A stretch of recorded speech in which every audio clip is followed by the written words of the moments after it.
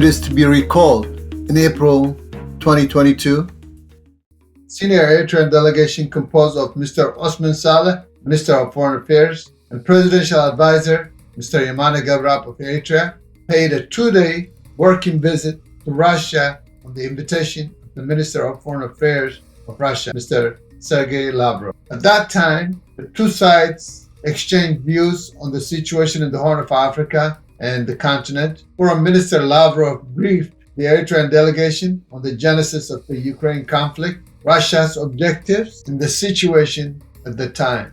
The Eritrean delegation, on its part, reiterated Eritrea's principled position, including in a press statement, and called on Russia and Ukraine to find a bilateral solution to their conflict. In less than a year since, Foreign Minister Sergei Lavrov paid a visit to Eritrea. If this is the type of content you'd like to see more of, make sure to visit nafasit.com, subscribe to Eritrea YouTube channel, like, comment, and share. Why did Minister Lavrov visit Eritrea? And how important is Eritrea to Russia? We will talk about that and more. Mr. Lavrov arrived at the port city of Massawa on January 26, 2023, where high-ranking Eritrean officials and the Russian ambassador in Eritrea, Igor Mozgo, greeted him. He then met with President Isaias Afwerki at the State House. During the meeting, President Isaias emphasized the failures of attempts to create a global unipolar system and called for a unified resistance against hegemonic and colonial actions that have put the world at risk. He also highlighted the ongoing war in Ukraine as a prime example of this harmful policy. It is to be recalled, in the spring of 2022, Eritrea was among the countries that voted against a UN resolution condemning Russia over the events in Ukraine. For that, Minister Lavrov said, quote, "We are thankful to Eritrean friends for their consistent support of Russian initiatives in the UN. To many of them, Eritrea is a co-author. We note Asmara's principled and balanced position on issues regarding the events in Ukraine and around it." He also said that the war in Ukraine is a conflict between Western countries led by the United States and the Russian Federation. He mentioned that leaders of Germany and France have reportedly been preparing for the war since 2014, and that Russia's peace initiatives did not align with their interests. He further mentioned that the group of friends in defense of the UN Charter, which includes countries such as Russia and Eritrea, has made their stance on the war known to the UN.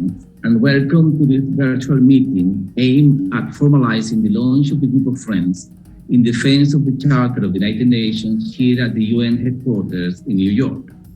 The group of friends of the United Nations Charter is a group of countries that support and promote the principles and values of the United Nations Charter, including the peaceful settlement of disputes, respect of sovereignty and territorial integrity, and the non-use of force. The group serves as a platform for countries to share their perspectives on their role of the UN Charter in the maintenance of international peace and security. The group of friends was established in March 2021 by 16 UN member states. The founding member states First of all, allow me to transmit on behalf of all the co-sponsors of this initiative, Algeria, Angola, Belarus, Bolivia, Cambodia, China, Cuba, Democratic People's Republic of Korea, Eritrea, Iran, Lao People's Democratic Republic, Nicaragua, State of Palestine,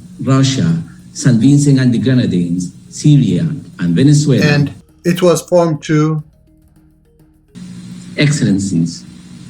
The Charter of the United Nations commits 193 states to respect the following principles in the conduct of their international relations: the sovereign equality of all states, the territorial integrity and political independence of all states, the principle of equal rights and self-determination of peoples, the non-interference in the internal affairs of states, the peaceful settlement of disputes, and the refrainment from the threat or use of force against any state's territorial integrity or political independence. Hence, the United Nations Charter can be considered the best plan created by humanity for avoiding wars, settling disputes, and ensuring international peace. This has been proven over the past 75 years. There is no better alternative. Therefore, the main goal of this group of friends will be to promote, defend, and uphold the Charter of the United Nations, as well as its validity and relevance, while providing a platform for promoting the prevalence of legality over force and for coordinating joint initiatives to foster respect to the principles contained in this legally binding instrument. Russia and Eritrea faced and continue to face similar challenges, and now they have similar opportunities, shared interests, and they are willing to work together. The challenges that these two nations face were sanctions by the United States and European nations, persistent attempts to isolate them from the world economy, and consistent attempts to conduct regime change and weaken the states. The question is, what does Eritrea gain? And also, what does Russia gain from the bilateral relations? We analyze the state of bilateral relations. They are developing very intensely on the mutually beneficial basis. Eritrea is seen as a crucial part of Russia's multipolar strategy in the Horn of Africa. It is politically reliable and can play a transit role between Russia and Ethiopia. Same idea as the Belt and Road Initiative by China. Eritrea is also becoming important to both Russia and Ethiopia as their gateway to each other, making it indispensable to the grand strategy. Our main discussion was devoted to the changes, radical changes in international situation. We have consolidated position in the United Nations on all the issues related to the key problems of the world, especially to the problems created by the collective West. Regarding the mining sector, Eritrea and Russia have a large deposit of potash, a type of mineral salt used as a fertilizer in agriculture. Cooperation between the two countries in mining could bring mutual benefits. For instance, Russia could provide technology and expertise to help Eritrea develop its mining industry. Eritrea, in turn, could offer access to its abundant potash and other mineral reserves. Its economy, of course, mining, information communication technologies, agriculture, infrastructure, the possibilities of the port and airport of Massaw.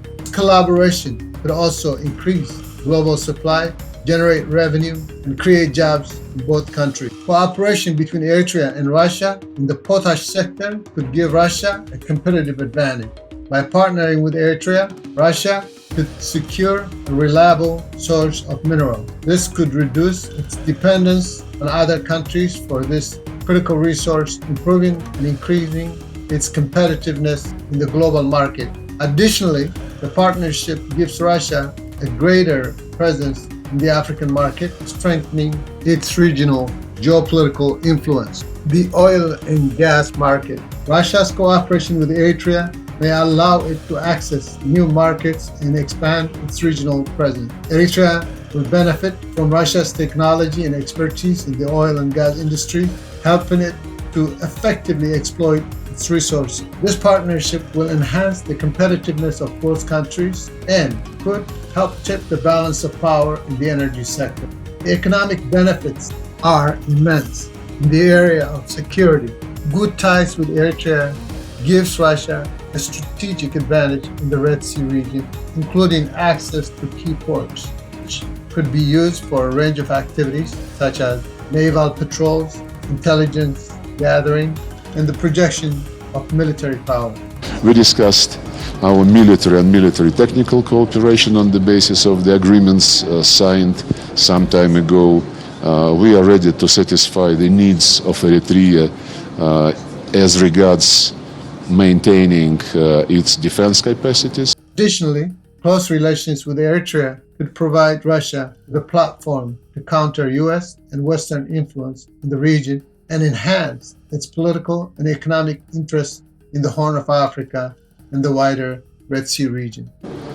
The availability of the Russian proposals to develop industries in Eritrea, all this is going to be the subject for regular consultations between the ministries of economy, which we agreed to launch very soon and to make these consultations a regular feature of our relations.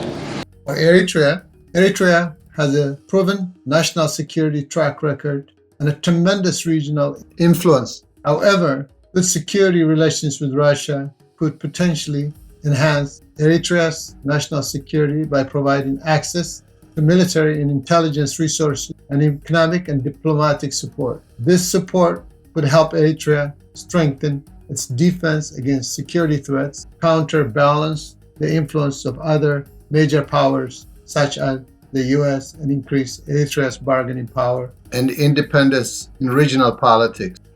We discussed African issues, especially from the point of view of resolving several conflicts in the Horn of Africa.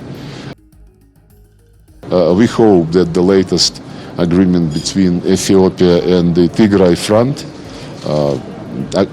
reached with the help of South Africa, with the help of Mr. Obasanjo and Mr. Kenyatta, will help stabilize the situation in the region, which would also be beneficial for stability of all countries. Russia has been seeking to increase its presence and influence in Africa in recent years. This is driven by a variety of factors, including the desire to counter the influence of the Western countries on the continent, to tap into Africa's growing economic potential, and to secure access to natural resources. As it were, against the Russian Federation and against any country which do not accept the claim of the US and its satellites to have hegemony on international economy, on international politics, and to dictate its will to everybody in line with the famous concept of end of history.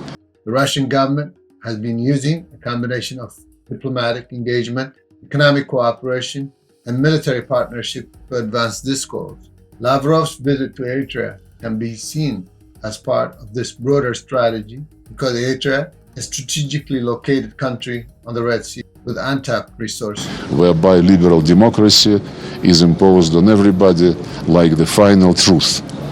Our common position is promoted in the United Nations within the group of friends of the Charter of the United Nations. Both Eritrea and Russia, together with 20 other countries, are participants of this group, and the membership is growing. Russia is also seeking to leverage its relationship with Eritrea to advance its interests in the region and to gain a foothold in the Horn of Africa. We will insist on everybody to respect the key principle of the United Nations, which is sovereign equality of states.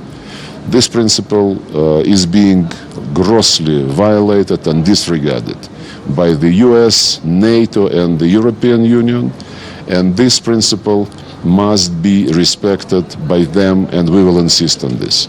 Russian foreign minister's visit could be seen as an attempt to signal to other African nations that Russia is a major player on the continent and that it is committed to deepening its relationship with the African countries.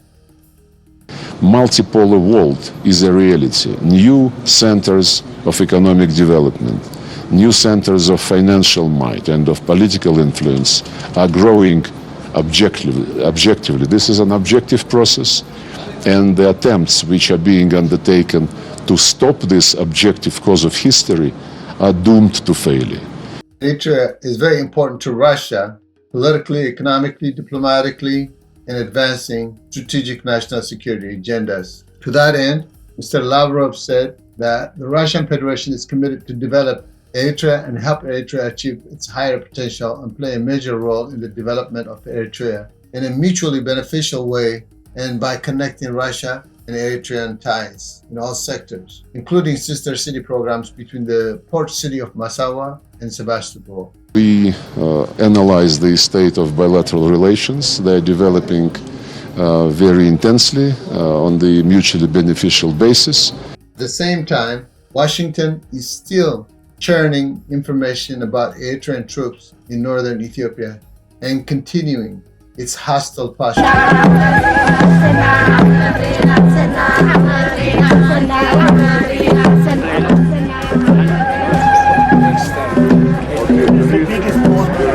We really